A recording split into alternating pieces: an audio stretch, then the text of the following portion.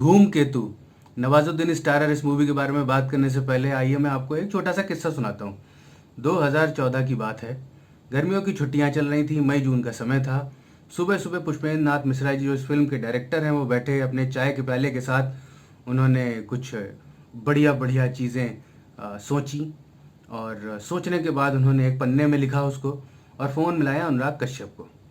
अनुराग कश्यप से कहा कि सर, मैंने आपके साथ काफ़ी काम किया है, एक काम करिए, आप मुझे इस पिक्चर के लिए कुछ फंडिंग कर दीजिए, मुझे इसको पिक्चर बनाना है। उन्होंने कहा भाई क्या लिखा है तुमने? उन्होंने स्टोरी सुनाई। उस स्टोरी को सुनने के बाद अनुराग कश्यप ने कहा हाँ हाँ ठीक है, मैं आपको फिनांस कर दूंगा, आपके काफ़ी उपकार रहे हैं मेरे ऊपर, एज ए राइटर आपने बहुत कुछ अच्छा नरेशन दिया हुआ है, मैं आपकी हेल्प करूंगा इस मूवी को बनाने के लिए। और ये मूवी बनकर तैयार हो गई। ये मूवी बनकर तैयार होने के बाद अनुराग कश्यप ने एक और वादा कर दिया उनसे। उन्होंने कहा कि यार इस मूवी में मैं तुम्हारे काम भी कर लूंगा, और बताओ अमिताभ बच्चन से भी तुम्हारा परिचय करा दूंगा, रणवीर सिंह से भी करवा दूंगा, सोनाक्षी सिन्हा से भी करवा दूंगा, वो लोग भी 2-2 सेकंड के कुछ रोल के लिए आकर तुमको हेल्प कर देंगे। ठीक है, नवाजुद्दीन अपना चेला है, उससे मैंने बात कर ही ली है, वो तुम्हारी मूवी में एज एन एक्टर आ जाएगा। और विकास बहल जो है वो भी एक और प्रोड्यूसर है, तो हम दोनों मिलकर तुम्हारे इस पिक्चर को फिनेंस कर देंगे। आराम से जो मन है वो बनाना, तुम्हारे दिल की इच्छा मैं ये पूरी करके रहूँगा। तुम्हें चाहे जैसे बनाना है, जो बनाना है, मैं तुम्हें हेल्प करूँगा, कर लेना जो अपनी मन मर्जी है तुम्हारी, बालक हो तुम मेरे, मैं तुम्हें।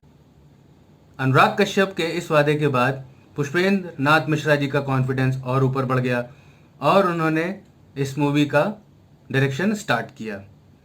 नवाज भाई के साथ मिलकर उन्होंने काफ़ी कुछ किस्से सुने, किस्से डिस्कस किए, चाय के प्याले पिए, और बढ़िया अनुराग कश्यप और नवाजुद्दीन सिद्दीकी सब ने मिलकर, ब्रिजेंद्र काला, इला अरुण, सब ने अपने अपने किस्से सुनाए और किस्से सुना सुना कर ये पिक्चर पूरी हो गई।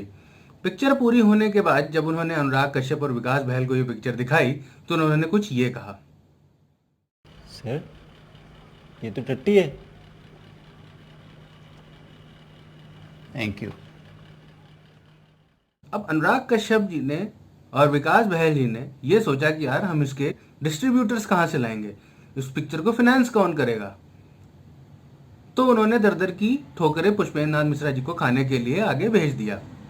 अब भाई उन्होंने इतनी बढ़िया स्क्रिप्ट लिखी है और उस पर पिक्चर बनाई है, तो उसको बेचने के लिए डिस्ट्रीब्यूटर्स भी होने चाहिए। लेकिन जब जब वो जिस जिस भी डिस्ट्रीब्यूटर के पास गए तो उसने उनके साथ कुछ ऐसा सलूक किया। अभी मार मार के डंडा से भाग साले। साले इतो मार पड़ेगी ना, बदन सूजो रहेगा जिंदगी। साले पागल बिल्ली का झगड़ा ना कर।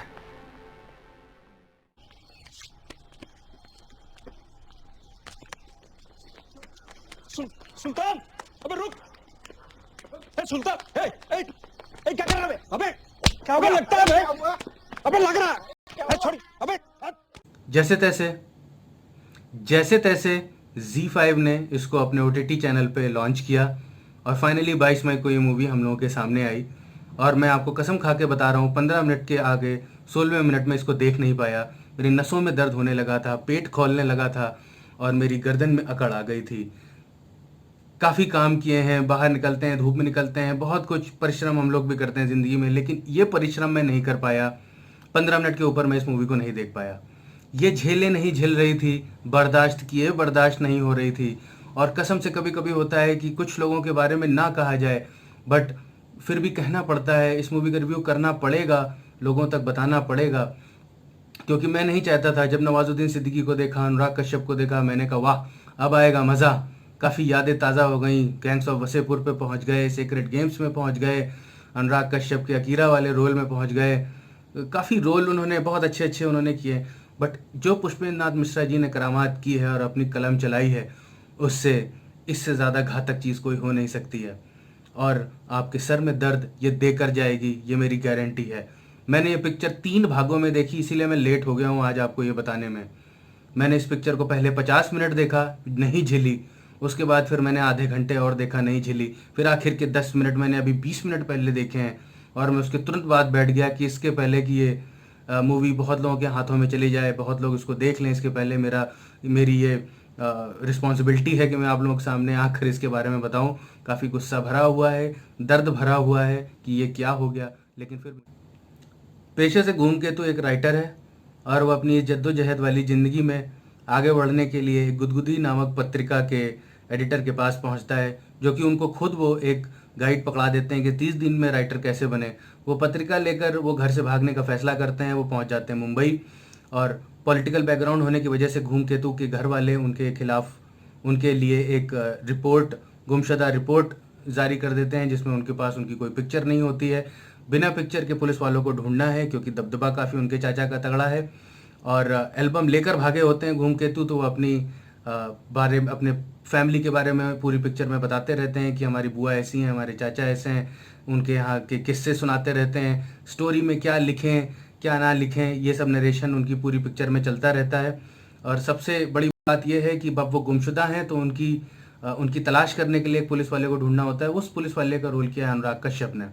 अनुराग कश्यप को भी एक अल्टीमेटम दिया जाता है, क्योंकि वो भी पेशे से काफ़ी लेज़ी और काफ़ी आलसी किस्म के हमारे पुलिस वाले दिखाए गए हैं और घूसखोर इंसान है। इसके बारे में उनकी पूरी टीम को पता होता है। तो एंड में उनको ये काम सौंपा जाता है कि भाई आपको यह पता करके लाना है धूमकेतु जी कहाँ हैं, बिना फोटोग्राफ के। और एज़ यूजुअल वो लेज़ी इंसान है, तो वो पता कर नहीं पाते हैं और इसी प्रकार ये मूवी आगे बढ़ती रहती है। और कहीं पर भी किसी भी चीज़ का मेल दिखते हुए दिखा नहीं है। एंड में ये पिक्चर बिना सिर पैर के ख़त्म हो जाती है। कहीं पर भी कुछ भी समझाने की कोशिश नहीं की है। धूमकेतु को अगर 1990 या 2000 के बीच में बनाया जाता और अगर उस टाइम पर यह मूवी रिलीज़ होती तो फिर भी कुछ ऑडियंस इकट्ठा कर सकती थी। प्लॉट काफ़ी पुराना और जोक्स काफ़ी पुराने हैं। इसमें किस्से जो भी ये बताए हैं वो मेरे ख्याल से एक जनरेशन थी उसके टाइम पर ये किस्से हुआ करते थे। आज की जनरेशन में ये बिल्कुल भी समझ में नहीं आएंगे। और देखिए, अगर ये मूवी थिएटर्स में रिलीज़ होती तो फिर भी कुछ ऑडियंस इकट्ठा कर सकती थी, क्योंकि वहाँ पर बहुत डिस्ट्रीब्यूटर्स होते, स्क्रीन्स होती और लोग जाते देखने अपने वीकेंड के टाइम पर। बट ये OTT प्लेटफॉर्म में कंटेंट इतना ज़्यादा है, कंटेंट इतना बढ़िया और अच्छा और काफ़ी ज़्यादा मात्रा में मौजूद है कि लोग OTT प्लेटफॉर्म पे इस तरीके की मूवी को देखना बिल्कुल भी पसंद नहीं करेंगे। ये टोटल टाइम वेस्टिंग है। मेरे ख्याल से आप इस पर अगर 15 मिनट भी टिक जाएं तो बहुत बड़ी बात होगी। मेरा सजेशन यही है कि इस मूवी को आप ना देखें। स्टार की बात करना शायद सही नहीं होगा, बट फिर भी अगर 10 में से देने हो तो इसको मैं 3 साढ़े 3 स्टार दे दूंगा, और वो भी सिर्फ इला अरुण जी के लिए। बाकी इस मूवी में और कुछ